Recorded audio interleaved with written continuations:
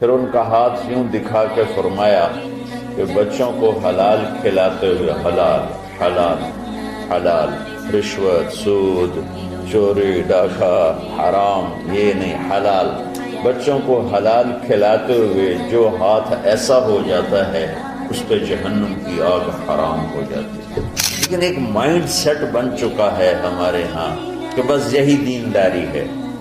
مکمل دینداری بنتی جب اس کے ساتھ دنیا کے معاملات اور اخلاقیات درست ہوتے ہیں، پھر جا کے وہ مکمل دین بنتا ہے۔ اچھا، جس نے ان 4 شرطوں کے ساتھ دنیا کو کمایا تو کیا ہوگا بھائی؟ تو فرمایا لقی اللہ یوم القیامہ ووجہہ مثل القمر لیلۃ البدر، قیامت کے دن یہ اللہ کے دربار میں ایسے پیش ہوگا کہ اس کا چہرہ 14ویں رات کے چاند کی طرح چمک رہا ہو۔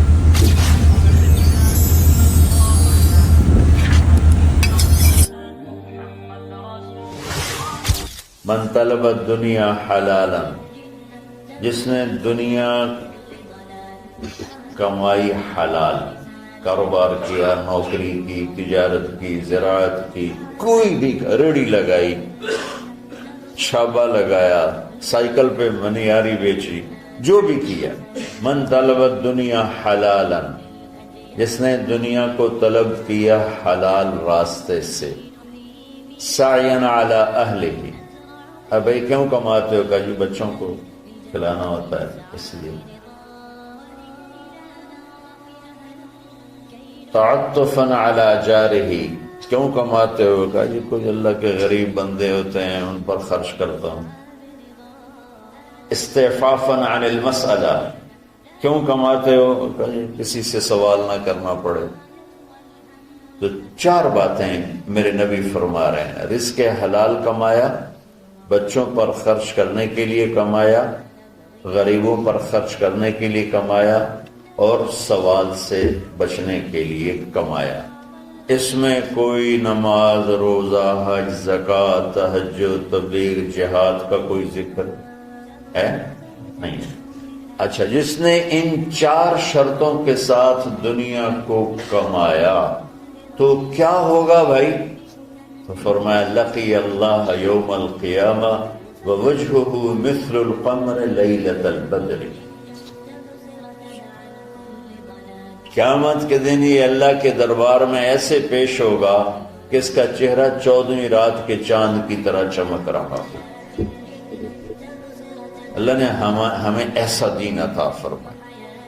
حضرت سعد بن معاذ رضی اللہ تعالیٰ عنہ آپ کی محفل میں بیٹھے ہوئے تھے تو وہ دہاڑی کرتے تھے، مزدوری کرتے تھے اپنے باغ میں خود ہی۔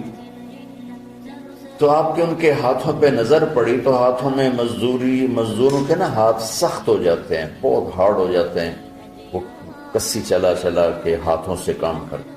تو آپ نے دیکھا تو ان کے ہاتھ بڑے سخت۔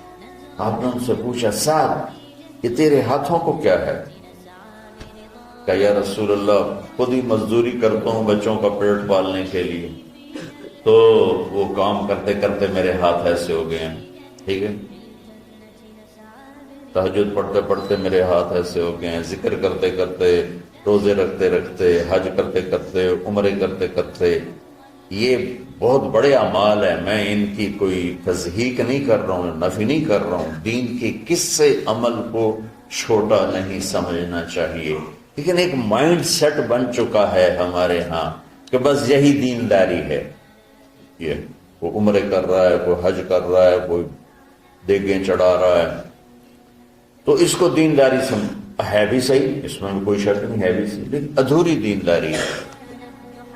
مکمل دینداری بنتی جب اس کے ساتھ دنیا کے معاملات اور اخلاقیات درست ہوتے ہیں، پھر جا کے وہ مکمل دین بنتا ہے۔ تو آپ نے دیکھو میری طرف، آپ نے سعد کا ہاتھ یہاں سے پکڑا اور سب کو دکھا کے اس کو بوسہ لیا، پھر ان کا ہاتھ یوں دکھا کے فرمایا کہ بچوں کو حلال کھلاتے ہوئے حلال حلال حلال، رشوت، سود، چوری، ڈاکہ، حرام یہ نہیں، حلال، بچوں کو حلال کھلاتے ہوئے جو ہاتھ ایسا ہو جاتا ہے اس پہ جہنم کی آگ حرام ہو جاتی ہے۔ وَكَذَلِكَ جَعَلْنَاكُمْ، بولو، امتاً، کہ ہم نے تمہیں معتدل، اعتدال والی دنیا امت بنایا ہے، نہ دنیا میں ایسے لگو کہ دین برباد ہو جائے، نہ دین میں ایسے لگو کہ دنیا معطل ہو جائے۔ اسے میں نے ایک حدیث پڑھی تھی، آپ نے فرمایا کہ دین میں غلو سے بچنا۔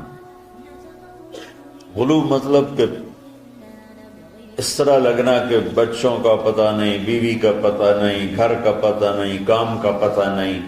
یہ عیسائیت میں تو بزرگی ہے، ہمارے دین میں بزرگی نہیں ہے۔